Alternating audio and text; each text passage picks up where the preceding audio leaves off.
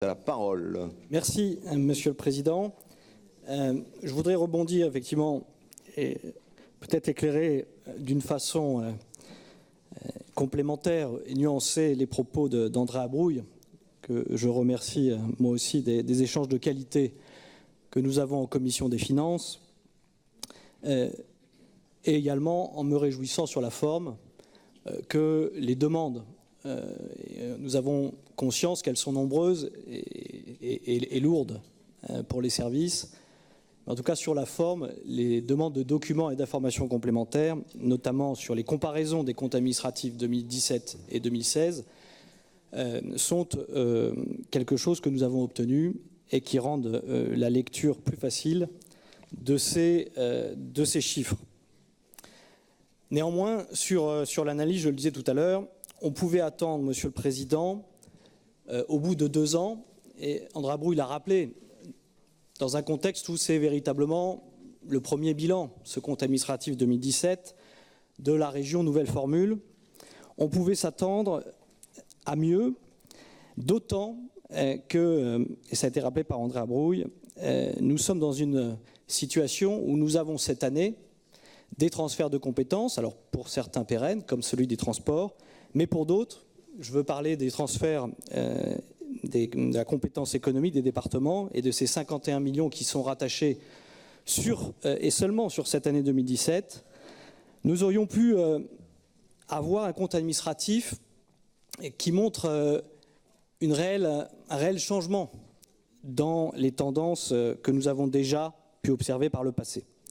Or, ce compte administratif, clairement pour nous, Monsieur le Président, c'est l'objet de notre débat, il ne lève pas les doutes que nous avons déjà formulés lors de l'analyse des différents budgets, et notamment du budget primitif 2017 et 2018. Pour étayer mon propos, je voudrais reprendre, par un souci de simplification, les 3 ratios qui sont les nôtres depuis le début du mandat, l'investissement, l'épargne brute et l'endettement. Si nous regardons ces chiffres du compte administratif, on peut observer qu'un certain nombre de résultats, il faut les interpréter avec précaution pour éviter les commentaires en trompe-l'œil. Le premier ratio, c'est celui de l'investissement. Et on voit bien que sur l'investissement, André Abrouille, non, le compte n'y est pas. On ne peut pas dire que l'objectif que nous nous sommes fixés est respecté, puisque nous avions nous-mêmes défini, vous-même, Monsieur le Président, l'exécutif, un ratio de l'ordre de 35%, déjà en baisse par rapport à ce qui se faisait précédemment. Et donc, pour cette année-là, 2017, nous allons atteindre un ratio investissement sur le budget, qui est finalement la reine des batailles pour le pilotage d'un exécutif régional, de l'ordre de 31%, soit 80 millions d'euros de moins d'investissement par rapport à 2016, dans un contexte de hausse des dépenses globales, plus 207 millions de hausse du budget globalement et plus 285 millions de hausse des dépenses de fonctionnement, je le concède, largement dû à l'effet transfert des compétences transport. Donc sur une alerte sur l'investissement, cette mère des batailles. Sur le deuxième ratio, l'épargne brute, vous dites une amélioration de 0,1%, je vous le concède, c'est quand même une stabilité relative. Et puis surtout, plus fondamentalement, cette épargne brute, Monsieur le Président, elle est conforme à l'objectif de 20%, je vous le concède aussi, mais ce chiffre est obtenu, ce ratio est obtenu principalement et essentiellement grâce à des facteurs exogènes externes à la mécanique régionale et finalement à notre volonté régionale, puisque pour partie, cette stabilité est due à un transfert de compétences et à la réforme de l'État dont j'ai parlé tout à l'heure, et à une fiscalité plus dynamique que prévu, tant au niveau national que régional. Alors on peut discuter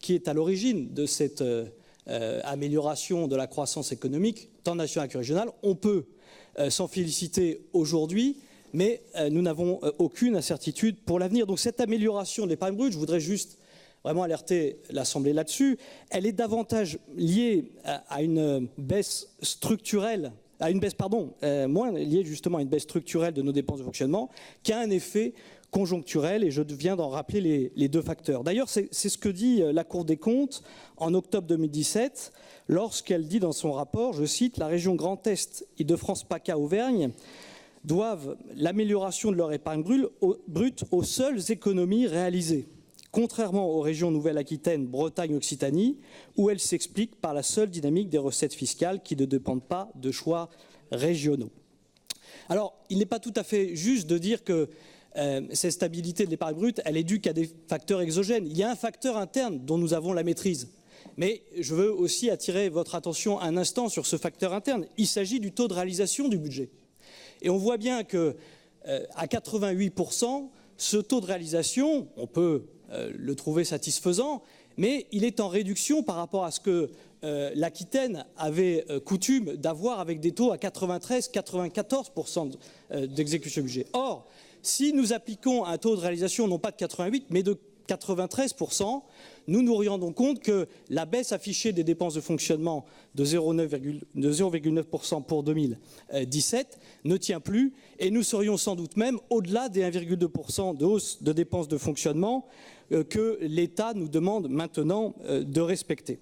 Ainsi, mécaniquement, sur le taux de désendettement, nous sommes à un peu moins de 5 ans, dont acte. Nous avions des prévisions plus alarmantes, mais par le même principe, nous avons un taux de réalisation de ces capacités d'endettement qui s'améliore par des facteurs dont la région ne dépend pas, n'a pas complètement la pleine maîtrise. En résumé, pour conclure, puisque je vois que le temps passe, je pense que nous avons un peu là une occasion manquée de constater avec cette nouvelle région une amélioration en profondeur structurelle de nos dépenses de fonctionnement. L'art est difficile, je le reconnais volontiers. Nous essayons en commission des finances, avec les services, de travailler sur cette question de maîtrise de nos dépenses de fonctionnement. Vous avez présenté, et je termine par là, des scénarios sur lesquels vous avez demandé que la commission des finances se prononce d'évolution pour 2018, moins 0,5, 0 ou plus 0,5 d'augmentation des dépenses de fonctionnement pour 2018.